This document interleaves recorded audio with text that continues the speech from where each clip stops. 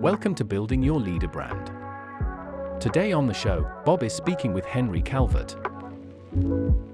Hi there, and welcome back to Building Your Leader Brand. My name is Bob Gentle, and every week I speak with incredible people who share their secrets to building, marketing, and monetizing your expertise and the mindset you need for your business to grow and thrive. If you're new to the show, and while you still have that device in your hands or on your lap, whatever it is, take a second to subscribe.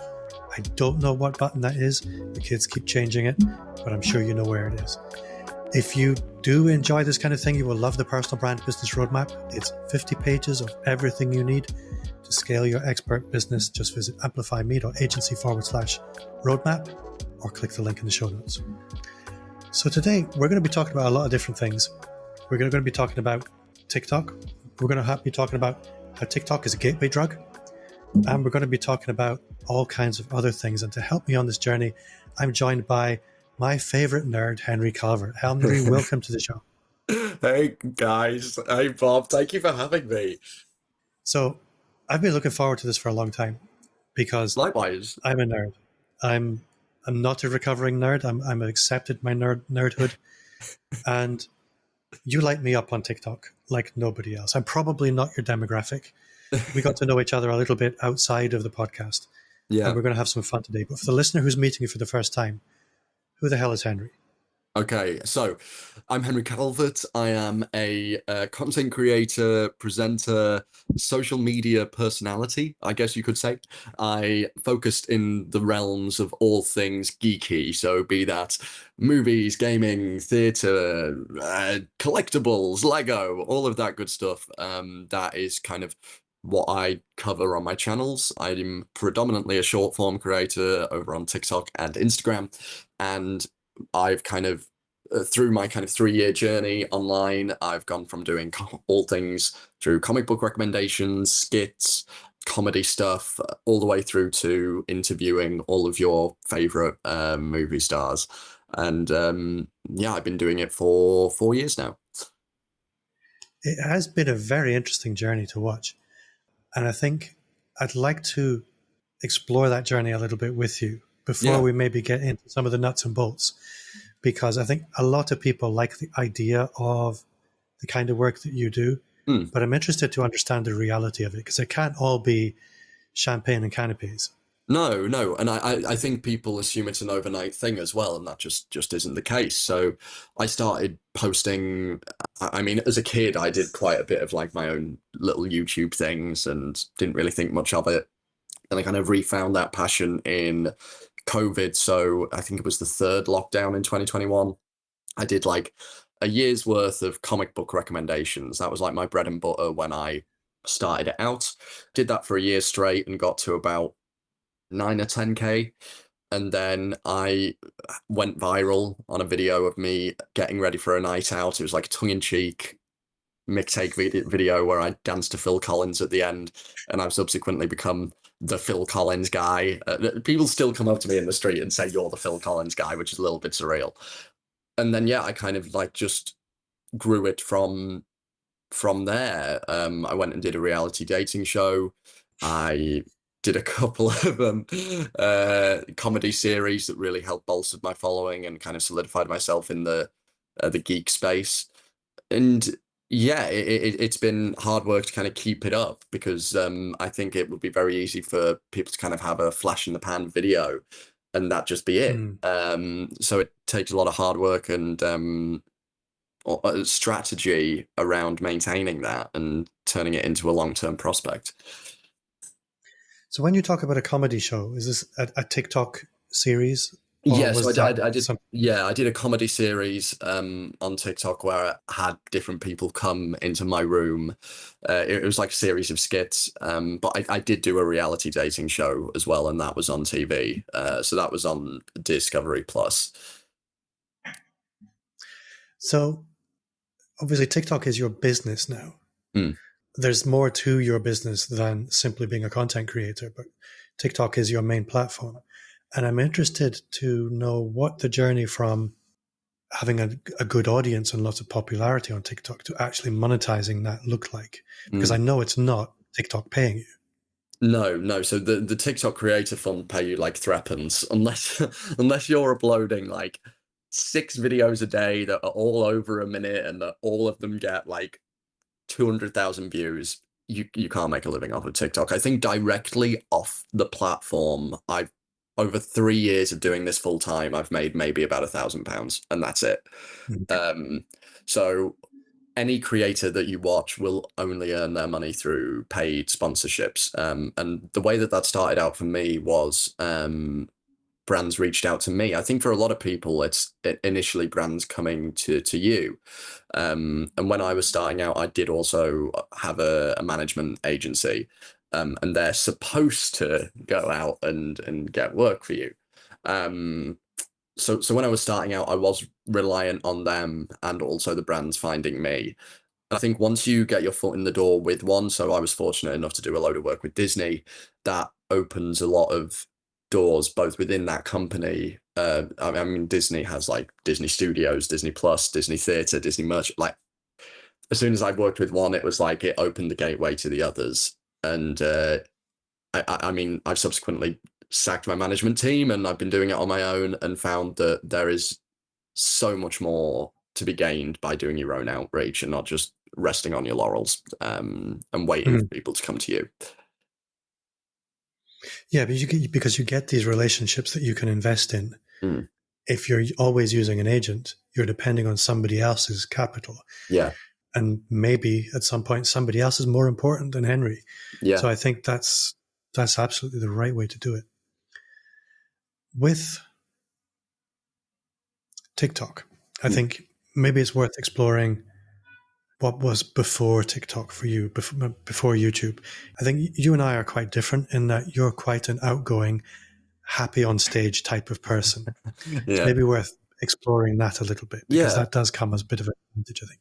Yeah, so before everything took off online, my dream was to go to drama school and pursue theatre. So in my years out, I took 2 years out after sixth form because I graduated into lockdown. So like I didn't want to go to drama school and have to be doing like ballet lessons in my flat. Like, so I took 2 years out and I taught locally, kind of fell in love with teaching, did loads of Amdram locally, and just really fell in love with the community around theatre. Because I mean, at school, I only had 2 other people in my A-level drama class, and it just really highlighted the community around the performing arts to me. And I mean, I got into drama school for the September of 2022, but that was kind of around the time where I was blowing up online. So I had to kind of prioritize this career that I was building online and kind of put theatre on the back burner. But yeah, I think my theatre background has definitely helped me in the online space. I think it's done wonders for my networking ability, the ability to speak to people, to kind of put on a bit of a PR persona almost at these events. You know, even if I'm not feeling it, I can at least try and act my way around it. Yeah. And yeah, I mean, now I go into schools and I do loads of talks around the benefits around the performing arts and soft skills that you gain through it and all that kind of thing. Yeah, I'm a fervent ambassador for the performing arts. So the brand deals, and everybody's probably screaming at me at home to ask you about these, because every content creator dreams about brand deals. Yeah. Good brand deals, not crappy brand deals like buy a watch and we'll give you a discount code. Yeah. Even I get those. But what does a good brand deal look like for you? What a great question. What a great question. Just for the listeners at home, I didn't really know what to expect when Bob asked me on this, but me and Bob have some of the greatest chats going. And I just knew that it was going to be good questions like this. So I don't get to talk about this stuff usually, so I am excited. But the best brand deals for me is from a reputable brand that aligns with my following and my personal brand. So whether that be kind of like movie studios, theatre production companies, collectible brands, all that kind of thing. That's kind of the first and foremost thing. Is this going to resonate with my audience and also resonate with me? You know, can I get passionate about this brand? Because my audience aren't thick. They're going to see through it if I'm like trying to get excited over CeraVe or like a teeth whitening brand. Like it's just not going to work. So that's kind of the first and foremost thing. Secondly, is if they're, like you mentioned, like disc, if they're pushing for like some affiliate thing, that's kind of a big no. And I think if their brief allows, if they put a lot of emphasis on it being in the creator's own voice, in the creator's own kind of, if they put a lot of emphasis on it aligning with the creator's content framework, that's brilliant. Because the last thing that you want is for a brand to come along and say, we want you to do an ad for this new toy, but here's your script. Because at the end of the day, if a brand's doing that, they would be better off just going and getting some like random media production company and run it as an ad on their own channels. The main reason why brands do this kind of like brand work and influencer advertising is that influencers and content creators have a dedicated fan base to them for a reason. And the best brands understand that for us to sell their product, they need to allow us to sell their product. Yeah. Not for them to put their marketing, like tone of voice, their kind of like messaging at the forefront. Allow our personality to shine and support that product, not the other way around.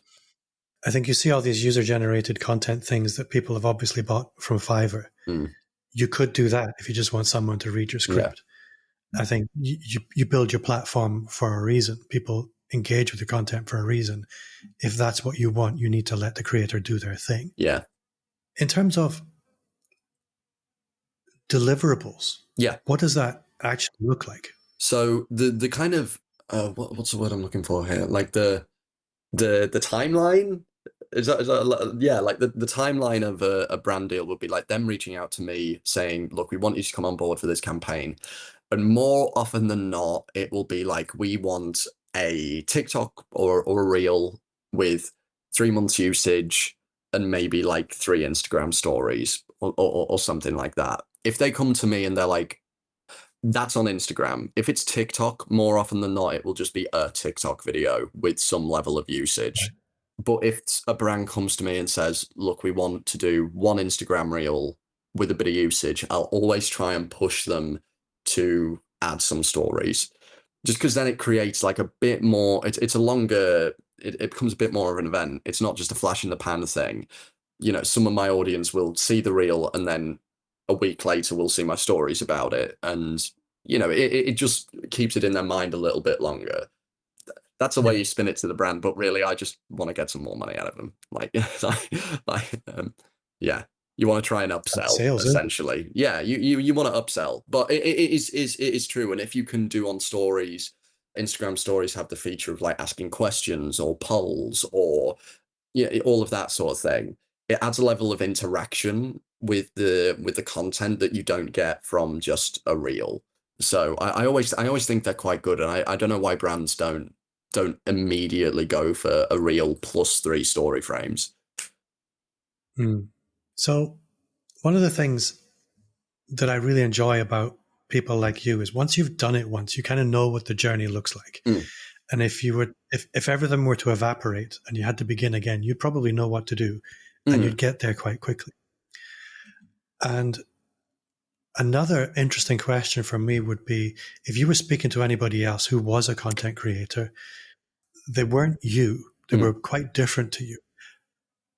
How would you encourage them to move towards building a content platform that was attractive to brand deals? Maybe not the brand deals that you're doing, but just in a generic hypothetical. I mean, I always say people by people. And I think a lot of creators starting out will, you know, if they're product reviewers or if they're movie reviewers, or I'm trying to think what, like makeup people, there might be a lot of emphasis on the product when you're starting out. I think it kind of needs to be the other way around. Brands, people by people, like followers will come to you because you're a personality, and brands will come to you because, again, you're a personality that they can trust, and they do want to, the good brands, like I was saying, do want your voice across the ads that they do with you. And I think there's something to be said for putting yourself at the front and foremost, like getting your personality across. Like I can't put enough emphasis on that aspect. I think from like gaining brand deal stuff, professionalizing, if that's a word, making your channels like more professional, more brand friendly, neatening up your feed. I mean, I say that my Instagram feed is, I mean, it looks a bit messy, but making sure it's brand friendly, and you whether it be like if you're gunning for heavy metal apparel, like your page is going to be, your brand friendly is going to look completely different to someone trying to get brand deals with scented candles. Like it's catering your brand friendliness to the brands that you want to work with. It's no one size fits all. And I wouldn't try and copy successful influencers who aren't in your remit. If they're not doing exactly what you want to do, don't bother. Yeah. So the finding your way, relaxing into your personality sounds simple, but it isn't. I think the answer that you gave me there, which is you need to really show up as you need to lean into personality, is the answer I was hoping for. Yeah. But it's easier said than done. Yeah. Because as soon as the red light goes on in a camera, all kinds of weird things happen to people. That's true. So what would be your advice for anybody who wants to, and we've never had this conversation, it's an interesting one, but if you, Bob's going to school. If Henry were giving Bob some advice, Bob, you need to, if you want to show up online, this is how you should do it to come across as more authentic, more relatable, more you. This is going to be one of the pauses. I guess knowing what you know about me. Yeah. It's true. I think developing some level of, you've got to let your personality shine through. You've got to stay true to yourself. But if you really struggle with putting that across, and like you're saying, as soon as the recording starts or there's a camera in your face, maybe some people can like shy away, and it's almost stage fright at the end of the day. Developing some level of persona, so a level of PR kind of, okay, right, I need to completely disassociate from what I was just doing before. This is now it, right? I'm going to be online Henry here. I mean, when I was starting out, that really helped. And in a way, it was quite nice. Like, I didn't have a lot going on for me when I was starting out doing my comic book recommendations. But online, as soon as that camera came on, I was allowed and kind of given the opportunity to be kind of like louder, a bit larger than, like, it was like I transformed myself into this version of, oh wow, I can be a bit louder here, I can be a bit more vocal in my opinions here, because it's separate to what I was doing before. You know, it's a different version, it's a different almost instance of me. I'm still staying true to myself, and I'm still being true to my opinions, but I'm just being like that little bit louder, that little bit more forthright. And I guess it's just the mindset shifting of, yeah, we might be recording, but the joys of doing stuff online and content creation, Instagram, TikTok, is it's not live TV. If you mess up, if you watch it back and think, oh well, I could have said that differently, well, you can. It's not theatre, and I think it's quite freeing knowing that you can go back and refilm, re-edit. You know, I look back at some of my old stuff, and I wish I could kind of go back and who the hell is this guy? Like, but that just comes with learning and time, and you're never going to start on that journey unless you start. So the best advice that I can give to people who are like struggling to put themselves out there and stay true to their personality online is to just keep at it, because it will come. Yeah. I think I remember when, for me, I had this moment of revelation that I knew for me to have the business I wanted to have, a lot more people needed to know about me. Because the kind of person I wanted to work with, they're a very rare thing. And I spent 15 years working in search and rescue. All right. Very happy doing some terrifying things. Yeah. I will abseil down a cliff in the middle of a storm in the middle of the night, but I couldn't post a selfie. Yeah. I mean, what's that all about? And you look at how do we train people to do really scary things? It's a gradual process of desensitization. Mm. And there are probably a lot of people listening thinking, well, it's not going to be authentic for me to show up on camera as big or bolder. But maybe not today. But maybe you need to project the version of you that you want to become. Yeah.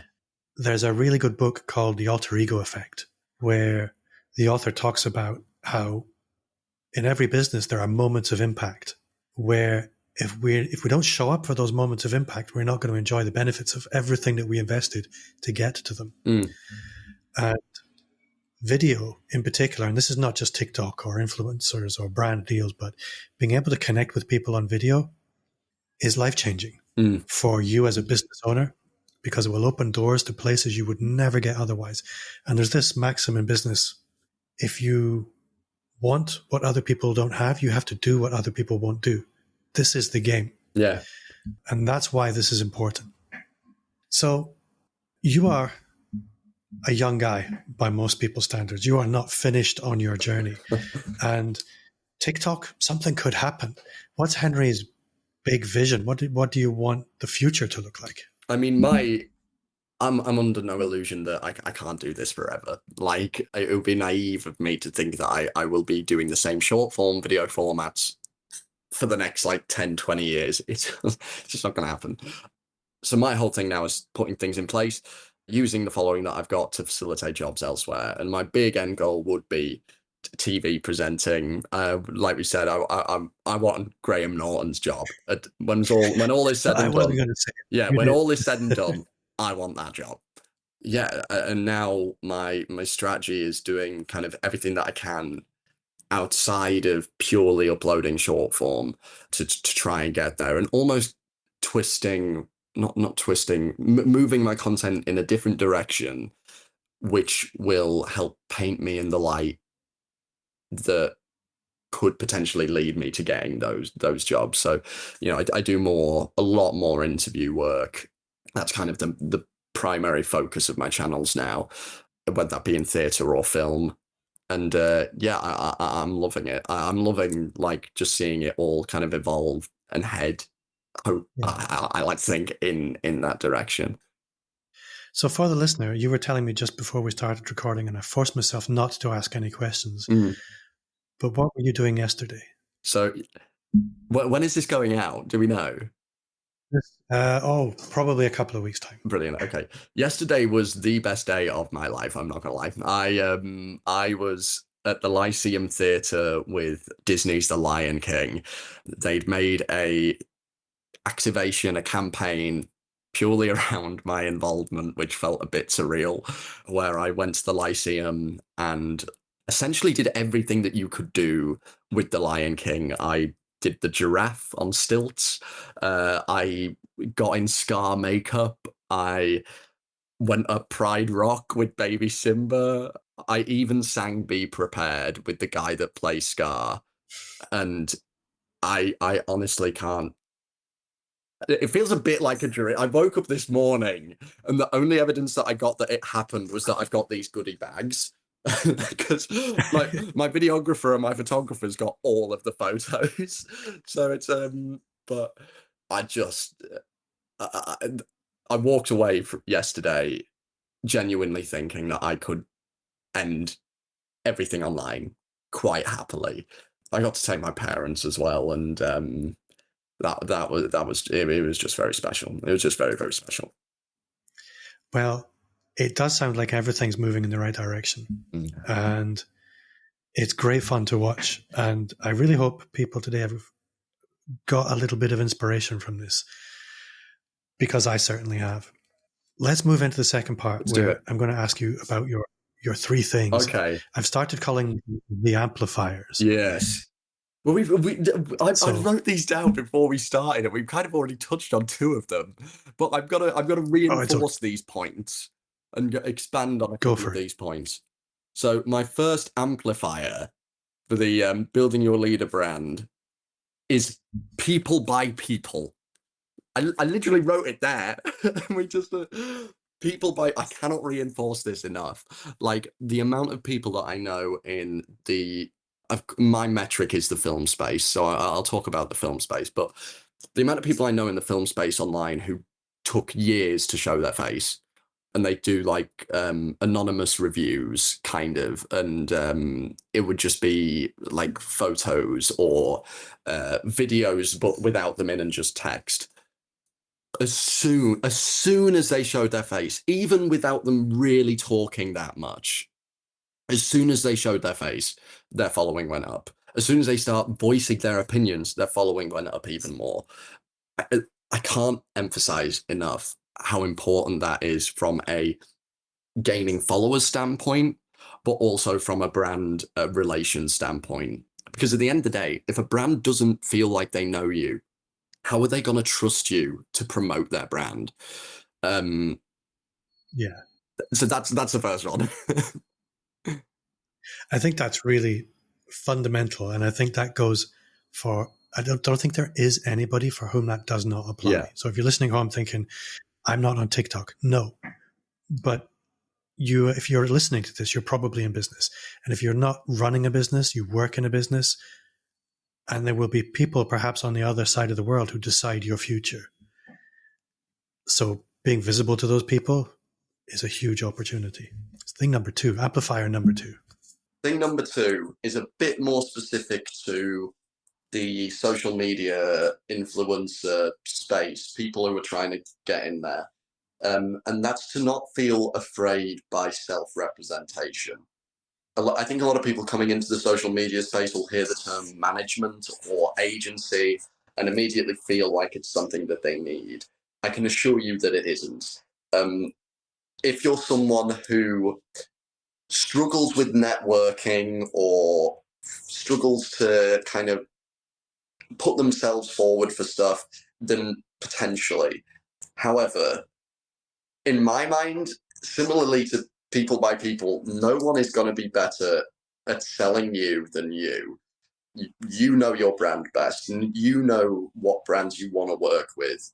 And why would you pay someone 20% of what you earn to do it for you when realistically all it takes is 6 emails?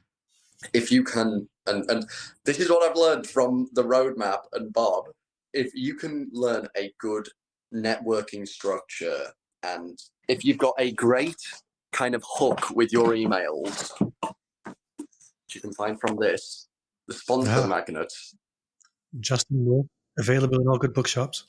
then you're on to a winner. Alternatively, Rich Relationships by Selena Sue is also really good for this. And I wouldn't feel restricted by management, because at the end of the day, I guarantee you can do it yourself. And then finally, my final bit, I don't really know how to word this, but it's to never feel restricted by your sector. I have learned so much more from comic book writers, music producers. I've learned so much more from them about my industry and my craft than people from my industry. Like, there is so much that you can glean from other industries on creativity, on networking, that you can then transfer to your sector.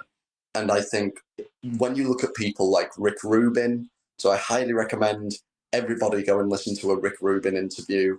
His book, The Creative Act, is brilliant. And whether it's songwriting, playwriting, or content creation, the strategies that he talks about in that book are applicable across the board.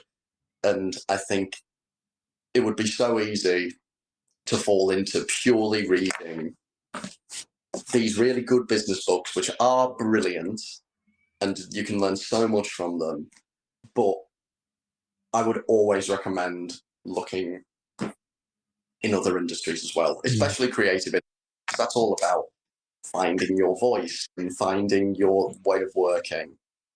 So Rick Rubin, The Creative Act, and I'd also recommend checking out any interview by a guy called Todd McFarlane, who was one of the founders of Image Comic Books. He's the guy that made Spawn. He's the guy that made Venom.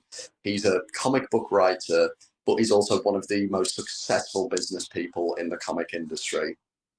And he's just brilliant to listen to. So yeah, don't feel restricted by your sector. What's really interesting about all three of those is they all offer an antidote to AI.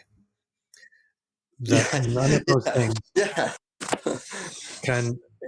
I think AI is something that's giving a lot of professionals anxiety, but personality is the one thing that AI is going to really struggle with.